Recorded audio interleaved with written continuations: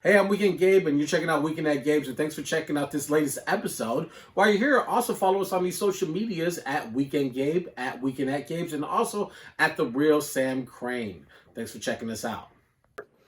Joining us now from East Cleveland, I imagine, Kipp Stone joins us here on Weekend at Gabe's. Good evening, sir. How are you? Okay. Good evening. How are you? Cool, man. Cool. Good, man.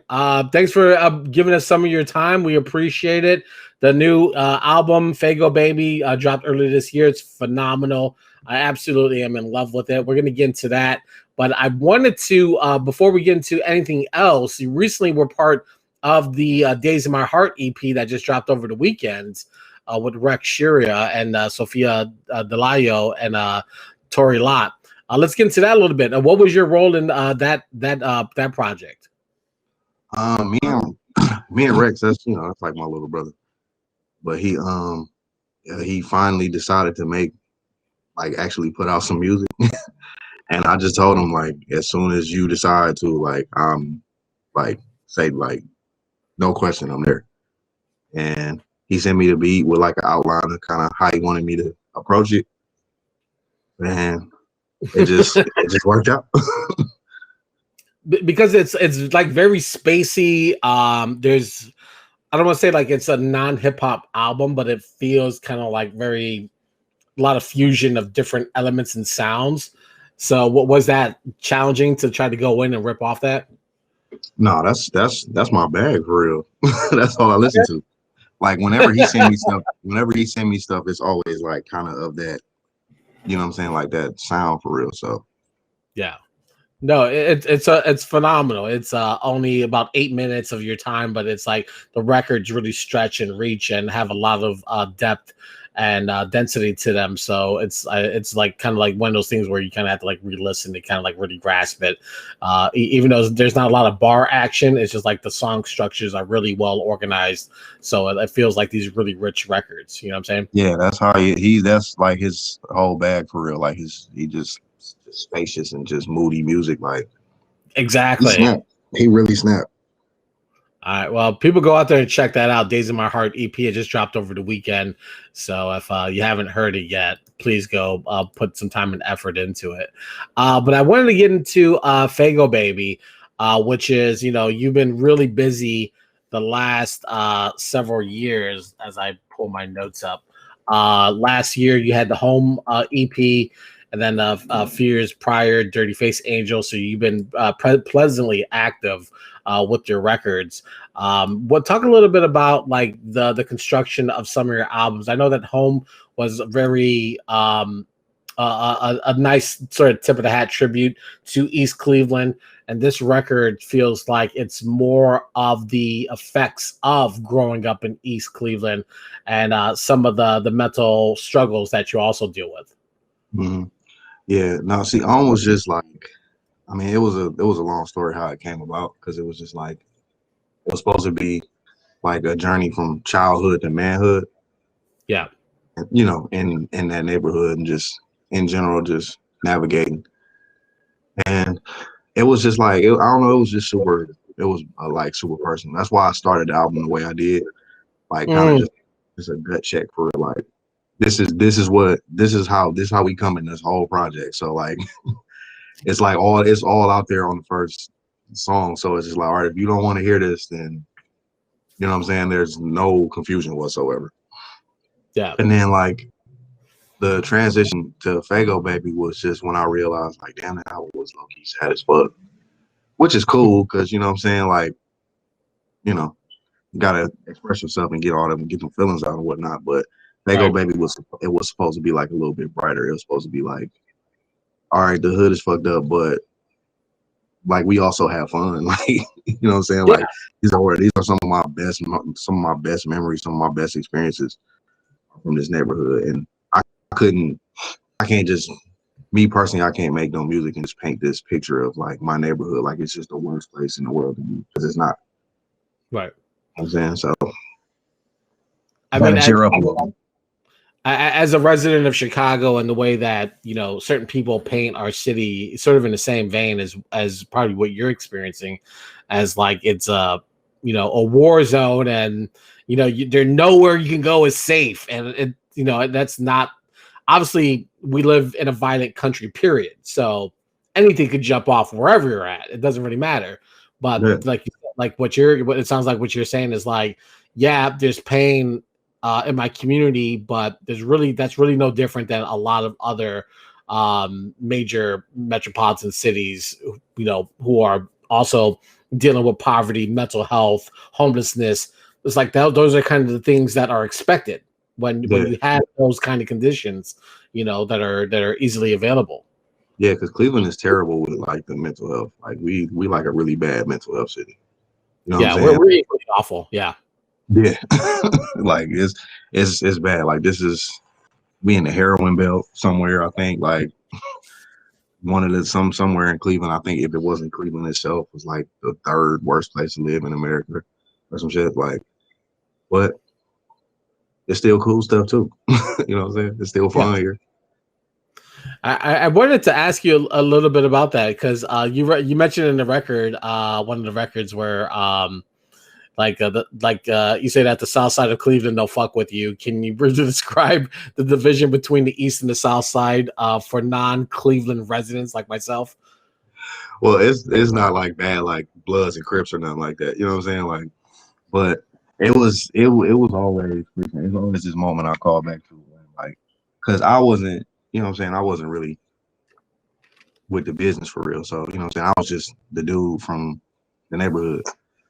And it was one time I was with my homie Fame, and we was over like on the south side, and we was going to the store, and like I don't know what happened, but like I was driving and he just like we had to stop at the store or whatever, and he like kind of looked at me like, "What, this store? Like what are you doing?" And I'm like, so he was like, all right, bro, just turn the car around and just don't cut this bitch off, because like, you know what I'm saying? Like, just be careful. So then when we was driving back, he was like, did you feel that like over there in that area for real? I was like, yeah, dude, that shit was weird. And it's just like, I don't know, it's always been like a little bit of friction because everything is so close here.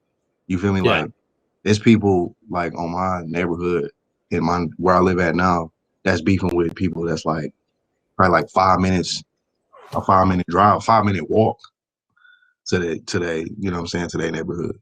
And that south side shit, that was just like, it just always feel weird over there. Like it might just be a thing like anywhere except East Cleveland, I don't feel comfortable because I don't know nobody over here. But yeah, the south side in particular was like weird. Well, what's funny is, and I'm gonna go to the share screen for a second. What's funny is that when I was looking up your map here of your town, you see that it's like this. It's not huge. It's really small and confined. So it's like it's like it feels like like if there's any sort of disagreement, it's not far you can go. No, no, not by a long time. And then you got is Martin Luther King on there? Let's zoom in. Yeah, you might have to. Let's see. Where am I going? Am I going down? Am I going up? I can't. Hold on. Let me full screen. There's it. There. So it looks like this big road, Route 6. That looks like that cuts through the entire city. I can't see it from here.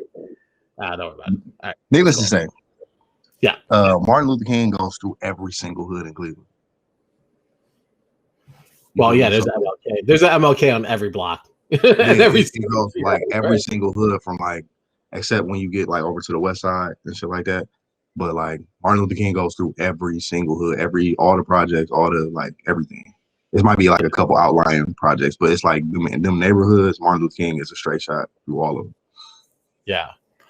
One of the things that also stood out to me as you were like really unpacking or going through this record, Kipp, was that, and I think it starts to expand on, is like you temper what these feelings of like, I want to be left alone, I'm comfortable in myself, but also this balance of like, I also want to feel loved. I want to be, I want people to want me. It's like, how do you like sort of juggle that it seems like it's a conflict that you have to manage. It's weird because it's like I have moments where I'll be like, you know what, man, I just want to be by myself. I don't want to talk to nobody. I don't want to see nobody. And then I'll Yeah. be by myself for like 2 hours, and I'll be like, I wonder what's on.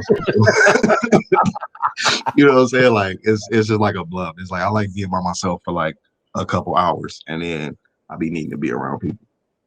That's always Yeah. it's always such a weird, because anytime when you just sad about something, like everybody always like you always like kind of subconsciously want to be around people when you sad. But you just don't want to be that guy though, the sad, you know what I'm saying? Like the sad friend.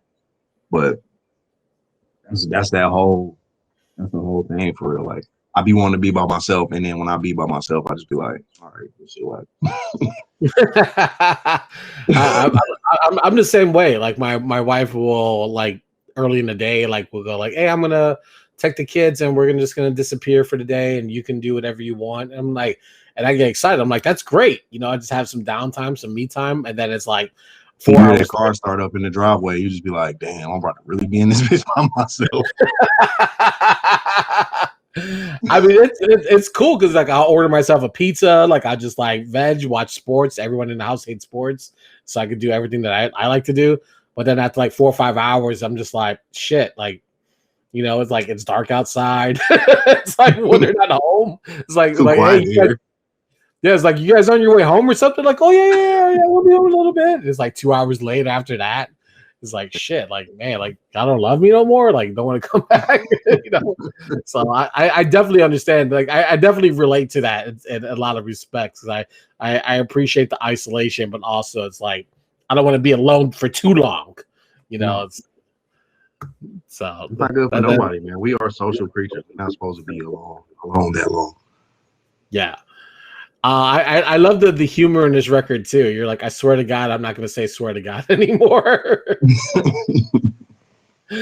Like how like kind of when you're penning these records that they're serious, but is it like do you kind of intentionally try to throw like a little bit of humor so people don't feel so like drained down, because these records can be very emotionally draining because there's a lot of you that we're experiencing, but also again dealing with like mental health could be something that everyone relates to, and it could trigger something that someone else is feeling. But by throwing some of those like those pieces in there that are like laughable moments, does that kind of give a nice little like hiccup to like relax? This is still fun for me. Like it's not all down and gloomy. Yeah, humor is just like a coping method. You know what I'm saying? Like Yeah. if you I feel like if you can laugh about something, then you actually heal from it. Anybody like when people take stuff too seriously, or when you can't, like when you take yourself too seriously, or like you can't take a joke, then it's just like you just not healed. Like anything that you feel like you can joke on me about that I feel like is off limits is something that I haven't healed from. So that's why that's why I try to throw little jokes and little one-liners in there every now and again, because it's like this is the healing process. Yeah.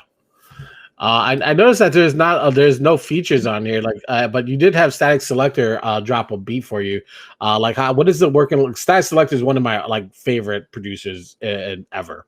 So, what is it like getting work from him? Because I know this isn't the first time, but what is it like to still be able to reach out to him and him being receptive to you? Well, I mean, there was a feature. My homie Sean was on the outro, Sean K. Okay, but the Static Selector, like with the pandemic, everybody starts everything off like, but with the pandemic, but a lot of the people that I wanted to work with, I would like to like sit down with them, and that's not to say that I'm not super grateful to be working with Static Selector. You know what I'm saying? right.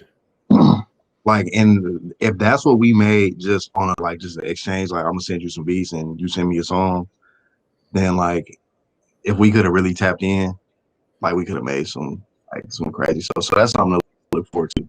But I was hyped though. I was super get a beat from him because it was just like when they pitched it, and like he was like quick, you know what I'm saying? And you just always appreciate that. Like, damn, he actually liked me. And I don't take him for being somebody who would send a beat to somebody he don't fuck with.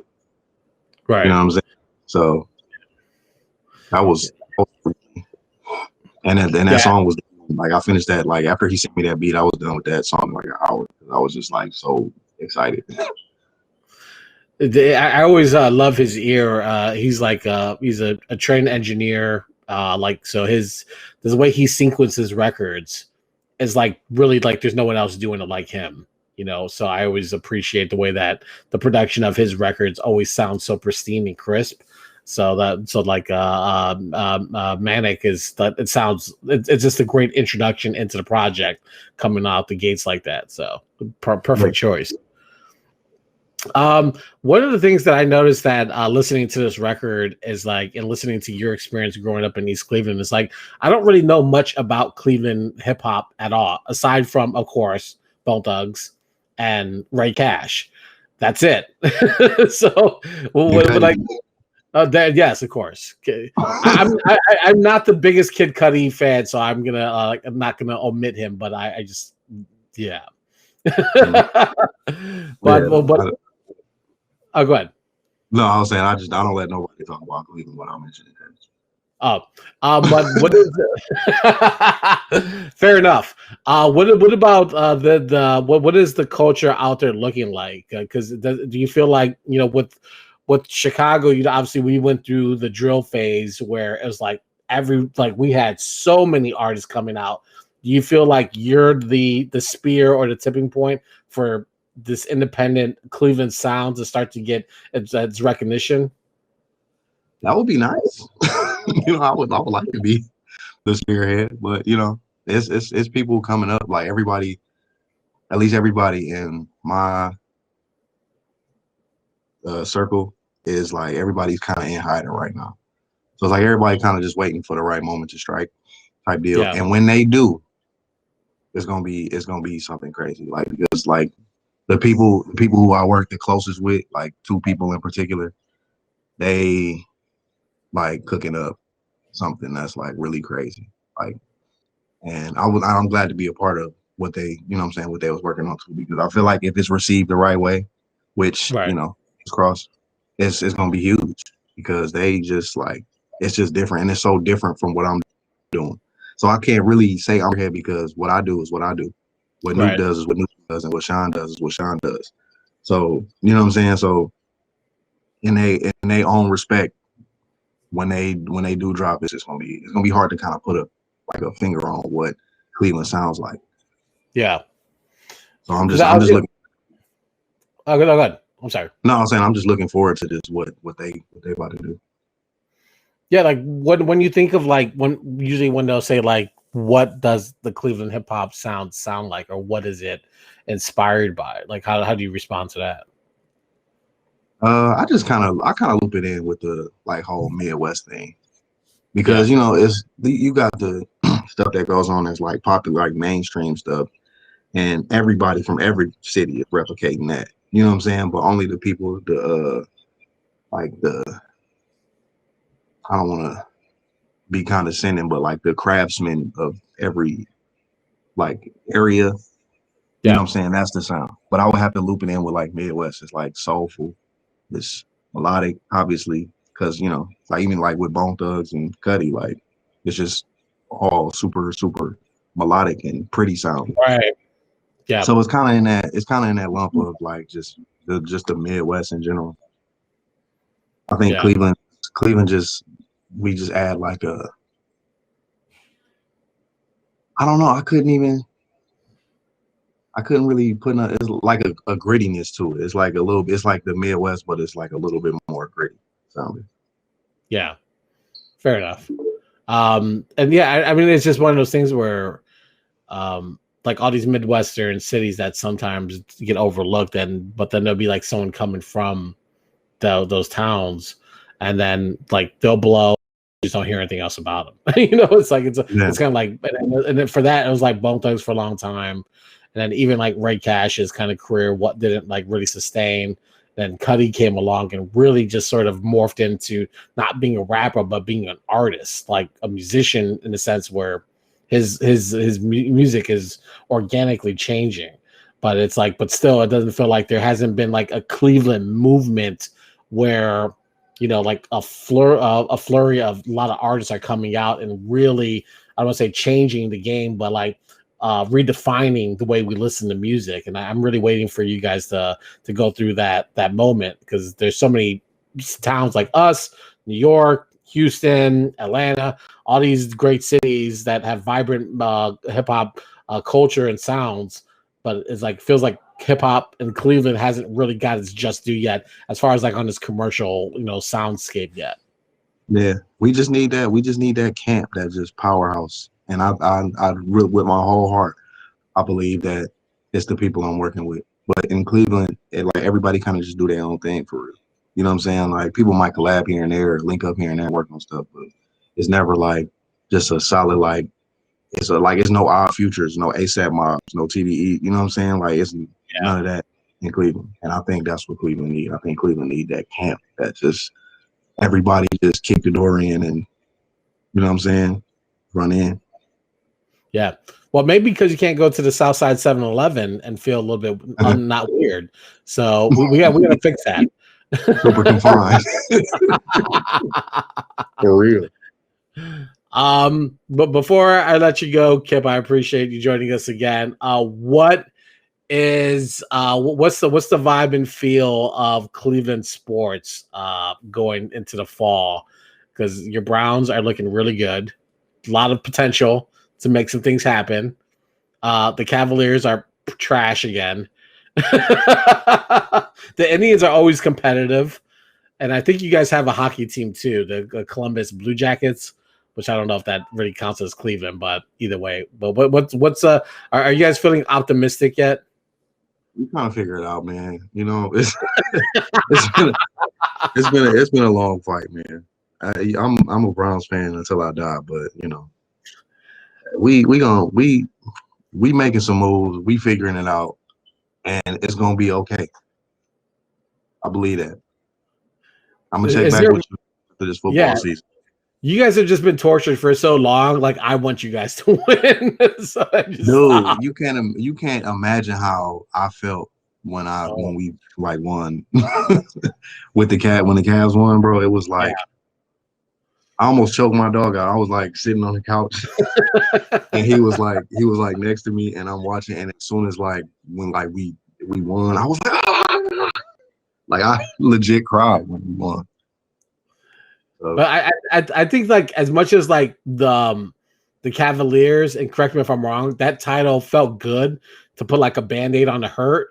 But I really think that the town is thirsting for a Super Bowl win more than anything. And if I'm wrong, tell me, because of how close through the 80s you guys got.